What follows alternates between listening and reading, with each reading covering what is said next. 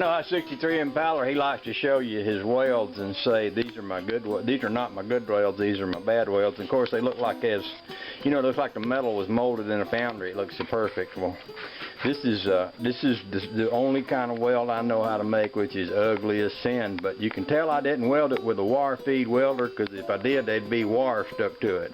There ain't no wire stuck to it, so you know I welded it with a stick welder. Okay, that's it. Let's see if I can touch this thing without setting my fingers on fire. Give me a second to get these big gloves on. I have fabricated up a piece of stuff to go over in here where this piece doesn't fit real well down on the bottom there. I have fabricated this up. See how does this go? Go in here like this here, more or less.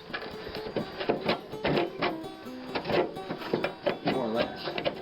Something about like that. I'll make that fit better later on. And this actually fits. This nut is only on here to hold that, but you'll notice there's a pin up above, and this seat belt will go in that pin, and the bottom half of that seat belt will go onto that bolt. And that's how I will attach this to the car. And what I'll do, I was explaining this to Honey Baby a while ago, is I'll weld a nice spot and then I'll relax the metal out so it comes out and touches on these edges, and then I'll weld it along the edges, and I'll do a little hammer work over here and weld it up in here, make it all look good. I'll take that off and show you how it fits the seat belt if I can do that and hold the camera all at the same time. Okay, here's that piece of metal that I've done made up, and here's my seat belt. Come on, give me a little slack. And my seat belt pin will fit in here. Can you see that? The pin going into the hole there, and then the bolt will come in like this here.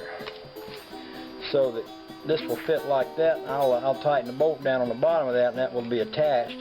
Once this is attached to the car and this is attached to the seat belt, we will have a good contact point, so when I roll this baby over, it won't sling me out, which is the whole idea of a seat belt anyway, right?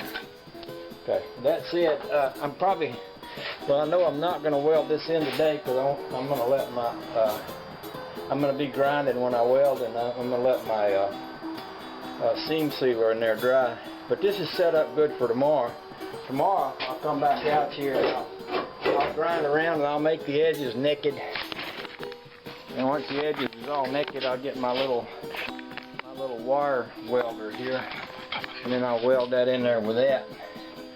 And then I'll attach them and cape my seat belt. And then I gotta do this little part up in here.